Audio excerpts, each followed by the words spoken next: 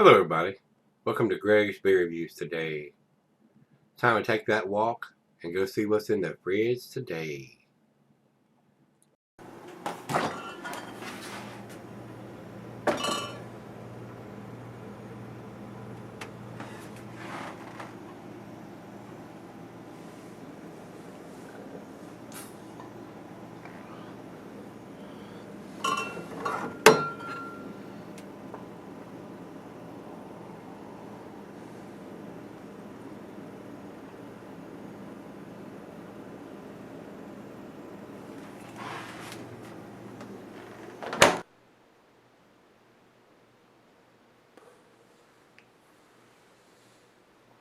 Hey everybody, welcome to Gregsbeerreviews today. I do appreciate it. Looky here, this great big 22-ounce bomber.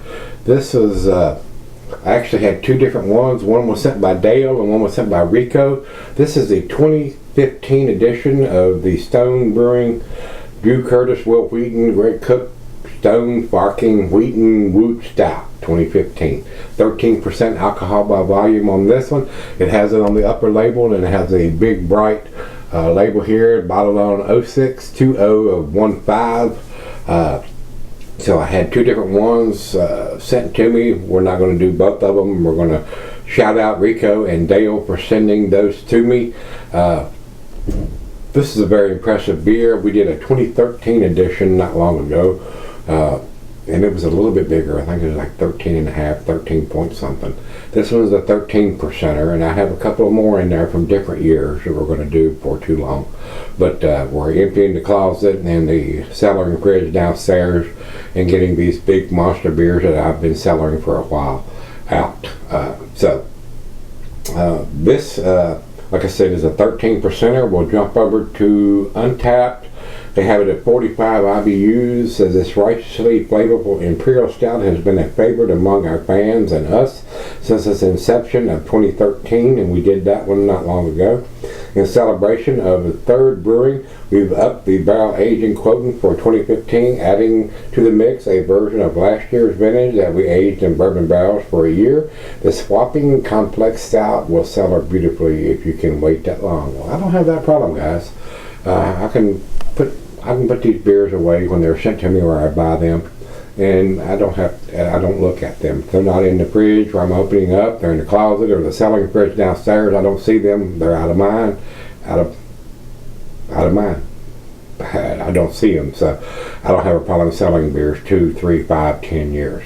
So, but we're getting through to the point where the beer mails that have been coming in have slowed down, still getting some, but I'm pulling some of these bigger beers out and getting them reviewed. So this is the 2015 edition of this beer, so let's find out what it is about. See if this is as tasty as what I remember the 2013 or even more tasty. So I think the last one, the newest one that I sent, is in a 12-ounce bottle, so I don't think they're doing a 22-ounce bomber anymore. I'm not sure. That may save you a little bit of money. We're going to go straight down the center on this pour and see what we get, guys. This is a very tasty beer in this series. I do like these big bourbon barrel aged beers for the final beer of the evening for me. About a finger of head on that pour. Very nice looking beer.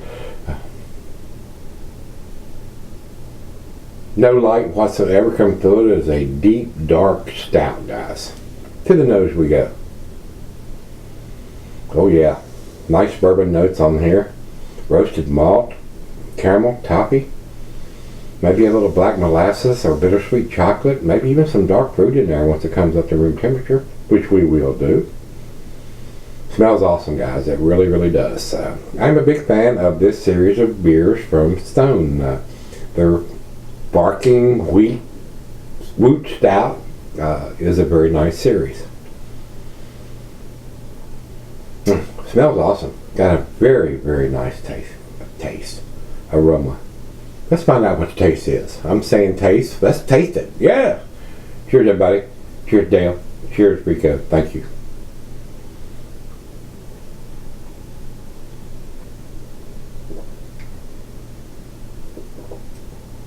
Wow. Very, very tasty. The bourbon notes are there. I think the 2013 was a blended version. This is probably a blended version too. And maybe they put more barrel aging into this one than they did the 2013. I'm not sure what percentage they did, because they did blend this one. They added certain things. They do that. A lot of breweries do that a lot of times. They blend beers. I'm not a big fan of that. Just give me a straight up, been in a barrel 6, 8, 12 months. Because I want to taste. If it says if it's a bourbon barrel aged beer, I want to be able to taste it. I want to smell it. I want to be able to taste it. And a lot of times when you get the blended beers, it is kind of subdued because they're doing like 25% or so of a barrel aged version with the regular version to kick it up a notch. But I like a full barrel aged version of a beer. To me, it gets more of the bourbon taste, the vanilla, and the woodiness from that barrel instead of blending some stuff that's not been in a barrel with some stuff that just seems like it just compromises that to me. Just my opinion though, guys.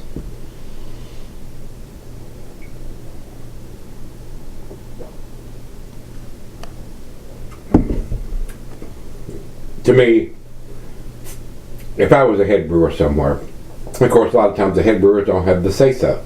They brew the beer, they work for the owners, and they do what the owners say. And that's why a lot of brewers end up going from one brewery to another to try to get more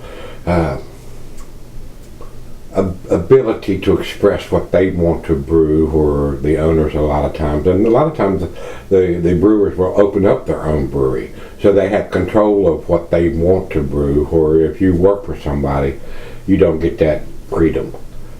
And I know a lot of brewers around here that have come and gone because they don't get that freedom of expression and brewing what they want to brew. The owners say, no, you're going to brew what I say to brew, and that's it. If you don't like it, hit the damn door. And they do. They hit the damn door. They go somewhere else. And that's why you see a lot of brewers, head brewers, go from place to place because they don't get that freedom of expression. So it has to be a partnership there, guys. The brewer knows what to brew and what people are wanting and what people are asking for, but a lot of times they don't get that freedom. So, and I understand that, but there has to be a compromise. It's like a marriage. You have to compromise. It's a working thing. I mean, you can get married and be divorced within a year. And then again, you can get married and be married for 50, 60, 70 years.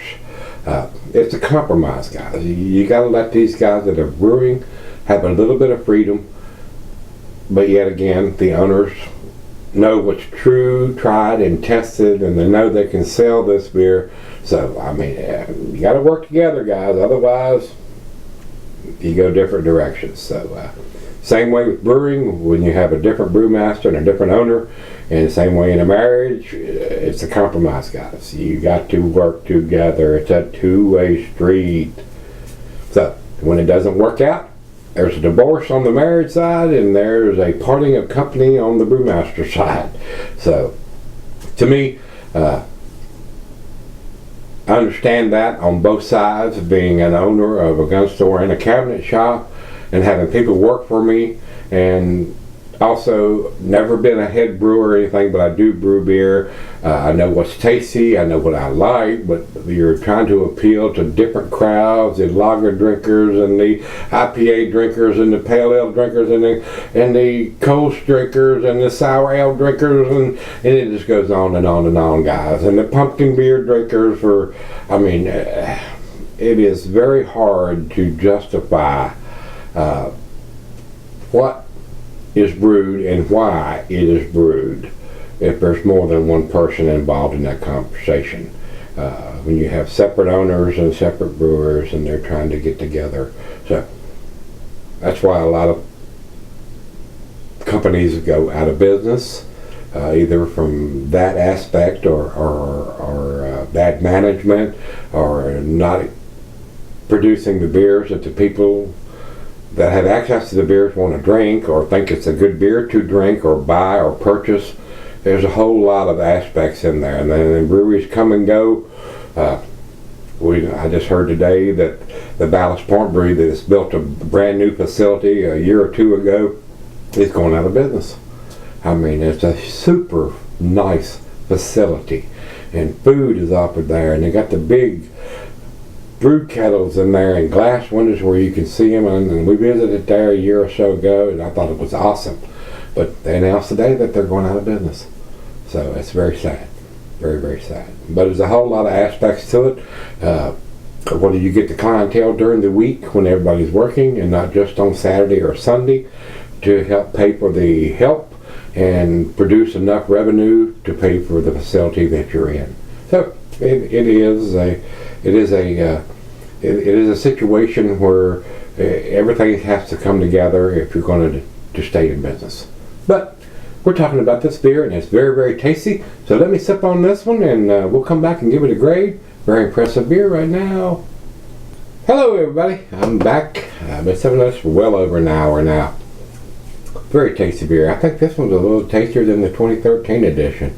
I'm getting a little bit more bourbon notes on this beer. Nice roasted malt, maybe a slight hint of some dark fruits. Definitely got some caramel, toffee, black molasses, bittersweet chocolate going on with the beer. Very tasty, very impressive to me. Even though it's a little bit lower ABV than the 2013 is, being at 13%, I found this has cellared very well, and I get a little bit more bourbon notes than I was on the 2013. So I don't know if the blending of the beers had anything to do with that, and then they put more of the bourbon barrel beers into the blending of this one. But very tasty, very, very tasty. I think I like this one a little bit more than I did, even though it's less ABV than I did the 2013. Awesome aroma. Even now that I've been sipping on for an hour, very nice bourbon notes on this. Roasted malt, black molasses, a little bit of a bittersweet chocolate, and the bourbon. The bourbon is what I'm looking for. It's there. It's there. Very, very nice. Very tasty. Final chug.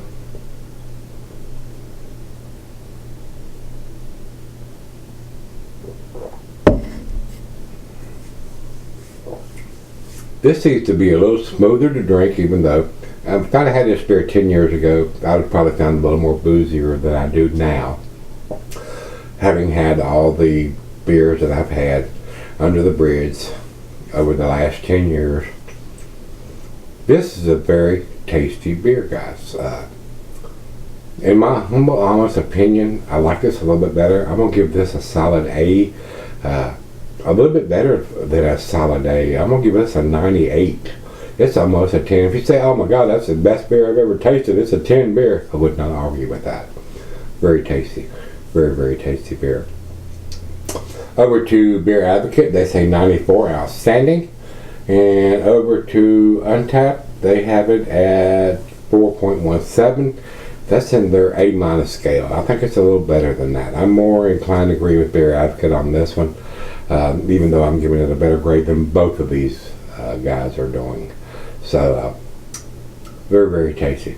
Very, very tasty. I've had better or stronger bourbon notes on a beer that's not been blended, and it's been a straight into the barrel bourbon and not blended after it come out than this one has, but it is pretty tasty. It's a very, very tasty beer. A great final beer of the evening, which it is for me. And like I said, Dale and Rico both sent me a version of this beer.